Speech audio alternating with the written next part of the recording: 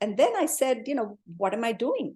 Why wait? Here I am. I've taught so much. I've got some decent teaching experience behind me. Why not teach my girls? Though I was not keen on teaching them. I don't think mothers, I don't think it's a good idea for moms to teach their kids anything. I just wanted to be a cheerleader for them and have them learn a formal art like this with somebody else. But as luck would have it, I ended up teaching them. It started with one kid, started with 2 kids. Next thing you know, 5 kids, 10 kids, 20 kids, 40 kids. Before I knew it, I had a website. I had we were putting up annual shows, and I'm like, oh my God, I have a dance school now. And the whole thing was strictly by way of mouth. Not a single second of advertising. Not a single second, because I never intended to be teaching at all. And even then I'm thinking, up to a point, and sooner or later, once they grow up, I'll go back to science. Well, the universe had other plans for me. That never happened. And 2 months ago, we celebrated our 20th anniversary. 20th anniversary teaching dance. Yes. Okay. So we'll come into your dance journey because that's what fascinated me. But I want you to take a couple of steps back to the moment when you were working, you were doing your postdoctorate, even after coming into the US from the UK. Once your girls came in, you took a sabbatical. But was the idea of the sabbatical that you're going back to work in the postdoctoral studies and continue science part-time, full-time, find help at home? Or was it the lack of good health that made you think of a longer sabbatical? What was the plan when motherhood came on? No, it was more the former. I did think, right now we're talking about 2 kids aged 6 and 4. They need you 24/7. Yeah. But I said, sooner or later, they're going to grow up. And once they get into middle school, I will get back to science. Because by then we had moved back. We had also, we were in and out of the city for my husband's fellowship training and so on. So no point both mom and dad disappearing on the kids. So I decided to take a step back and be with the girls. So once we moved here, by here I mean Long Island, this is a suburb of New York, I started teaching with the idea that once they're in middle school, they're not going to need me, little naive me. That's what I'm thinking, that kids in middle school don't need their moms. I will go back to science. But by the time that phase arrived, I was neck deep in dance, and I was having a good time. I was enjoying myself. I mean, what better way to live your life than to be dancing with your girls and their friends? Every evening, I'm dancing with my girls and their friends. What better thing in life, for a mom? So I was enjoying myself, loving it.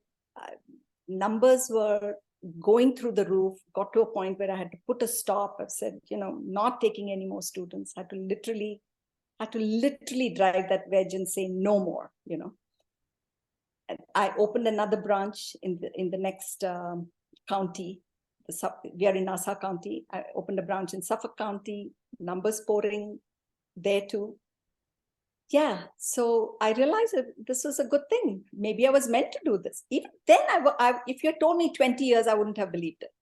I'm thinking, okay, while we're having fun, let's continue.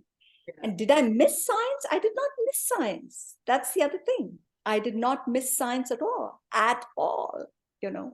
So go figure. Yeah. They say that life is what happens while we are busy planning. And yes. Life had such a beautiful plan for you.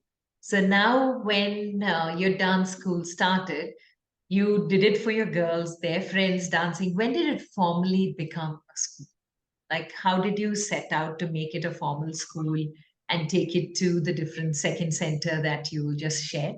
How did this entire structure fall in place? Right.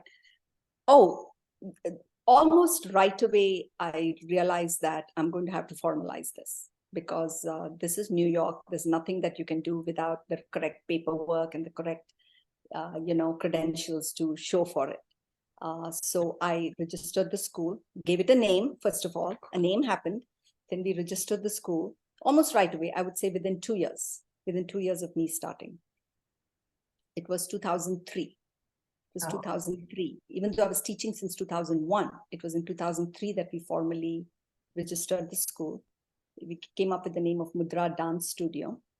I always wanted Mudra related term. So Mudra Dance Studio happened. And I can tell you this though. I can tell you this. In terms of being formal and all, from day one, when I had just Tanya and her best friend, Kanika, I had just 2 students, I was very formal about it. As in, we would start, if it was a 4 o'clock class, we would start at 4 sharp, end at 5 sharp. It wasn't a casual thing that mama's teaching and I'm hanging out with my best friend. It wasn't like that. We would start at 4, end at 5, even when we had just 2 kids. To this day, we start at 4.00, class begins. If kids are 2 minutes late, they text me and let me know that they're 2 minutes late, that particular about timing. So that sense of discipline had been there from day one. And very soon I realized that, kids just come, quite a few kids come from school, from their regular school. So they show up in whatever. So then we had a uniform protocol, a dress sense. So I went with the strawberry and cream combination. So they wore maroonish kurtas with the off-white churidar. In fact, that ended up being the dance, ended up being the studio theme, color theme. My website and everything has that color theme, strawberry and cream. Yeah, so right from the get-go, that's how it's been. Yeah. Wow, wow. So the way you are putting this in place, and punctuality, every Mumbaiker has to be punctual, otherwise they kind of miss the train. And the lifeline of Bombay, it's like 8:52, you have to be there, because whether you're not there or not, the train is there at 8:52. So when it comes to the factor of time, and you see today's kids, is it something that we as parents need to instill? Is it the school where they go to study that instills it? Is it these kind of classes that instill it? Where does the value of time come? All around. But I think it starts with us. It starts with us as parents, as teachers,